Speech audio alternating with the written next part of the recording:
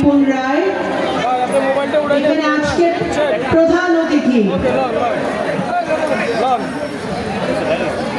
আন্দোলন সংগ্রামের একজন মুক্ত প্রতীক, বাংলাদেশ জাতীয়তাবাদী দলের স্থায়ী কমিটির অন্যতম সদস্য, যিনি সবসময় একজন কর্মী বান্ধব নেতা, বিএনপির দুঃসময়, জিয়া পরিবারের দুঃসময় যিনি সবসময় অগ্রণী ভূমিকা পালন করেছেন, আপনাদের সকলের নেতা, আমাদের সকলের নেতা, বাংলাদেশের নেতা বাবু বর্ষচন্দ্র রায়। উপস্থিত বাংলাদেশ জাতীয়তাবাদী দলের